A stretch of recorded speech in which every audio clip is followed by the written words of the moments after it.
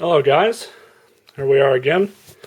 Today what I'm going to be reviewing is actually an MP3 player that I got back in probably somewhere around, I want to say '06 when it first came out. But this is the Iriver U10. They also call it the Clix. It's basically a micro little media player, and it can actually play movies on it as well. I don't remember exactly how much this was, but I believe I got it from Best Buy. Let's go ahead and look it over here. I want to say it was somewhere in the price range of $100 or $150. For what it was at the time, it was a really good player. Let's see here. Yeah, come on, autofocus, hurry up. Why does it have to be an asshole this early in the day?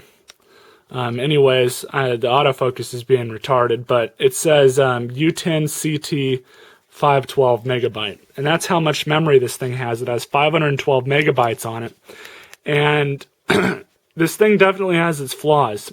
Overall, though, it's a great player, and I lost this thing a while back, and I wasn't able to find it until just fairly recently. My mom found it, and it takes a USB cord, which it's proprietary. I don't know if Iriver did this with all of their MP3 players from the time, but it's got a regular USB cord right here, and then what looks like an old cell phone charger for those old LG phones.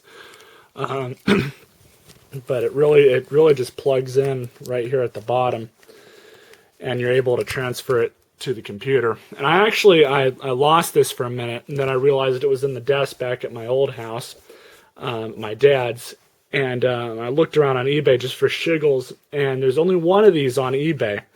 And usually with MP3 players, there's 1.5 million of them, but there's only one, and it's a 1 gigabyte variety. And it actually came with more extras than this one did.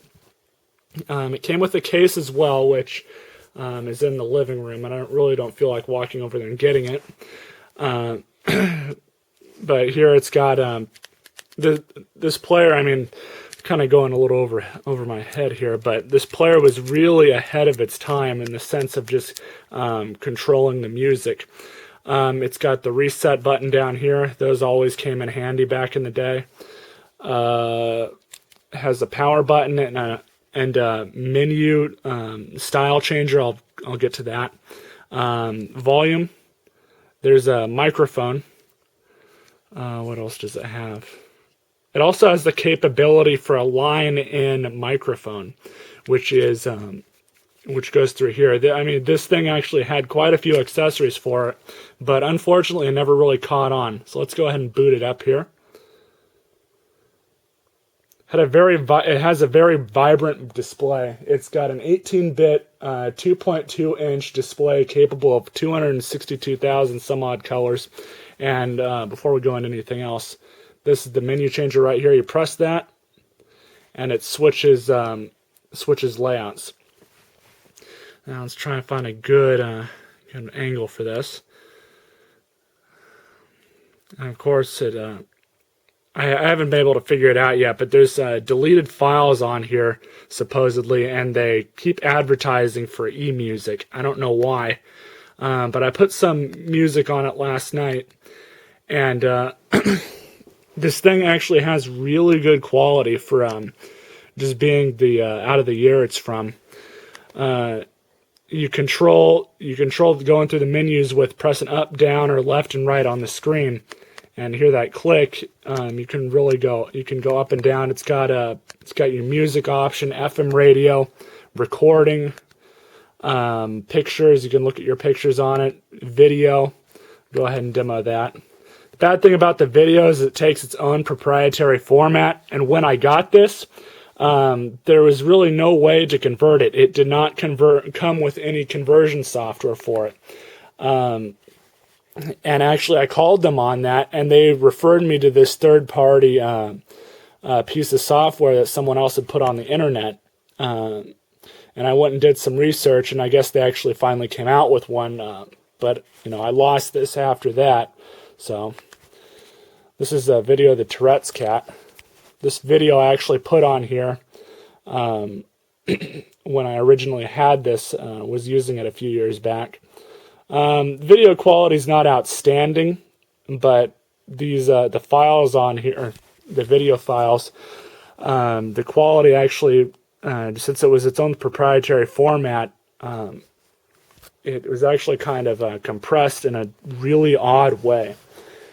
They call it MPEG-4 SP video. Let's see here.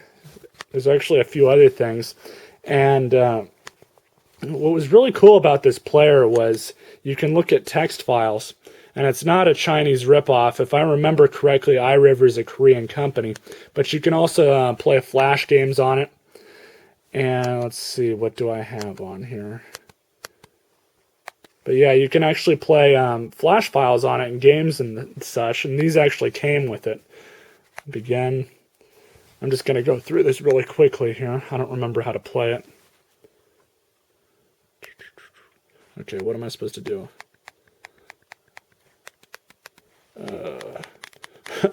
I really don't remember what I'm supposed to do here. I guess I'm supposed to go down and go, up to the side. But yeah, the point is you can play Flash files on here. And if I remember correctly, the iPods had their own games at this time too. Alarm clock, browse. You can browse through files and everything. This player did take a little bit of time to get used to it. My only gripe with it when I did have it, though, and was using it, was just the amount of files that you were not able to put on it.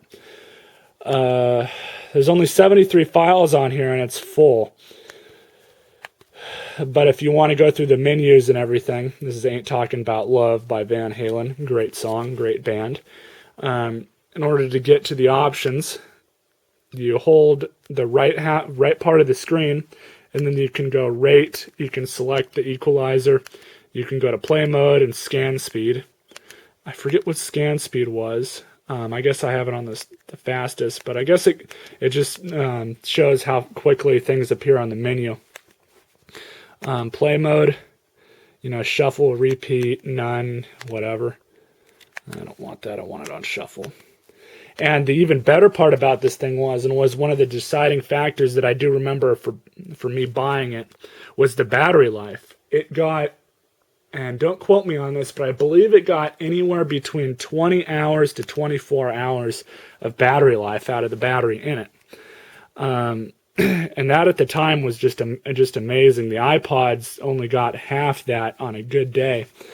And everything else that was available just couldn't top that. I actually researched this thing a lot when I went and got it. Here's the hold button. It actually locks the whole screen. You can still use the volume, and that's what made the screen turn back on. But yeah, this was a great player. They actually came out with an updated version of it called the Iriver S10. I don't remember if they kept the Clix thing or not. But these are the original headphones it came with, and while they look crappy and very plasticky, I actually put them in my ears last night, and I was really surprised at how good the quality was. I mean, even compared to my headphones from my old Palm Pre, which look like they're way better quality, the sound is actually much better on these than it is on those. It's a little food for thought. Coming up on the 10-minute mark right now, so I'm going to have to clip out. But if you guys got some more questions about this little player, go ahead and shoot them off. Maybe there's a couple things I didn't cover well enough. But I don't remember how many hours of video you can hold on it. I think it was only a couple. I don't think it was too much. But yeah, rate, comment, subscribe, do what you got to do. Peace out, guys.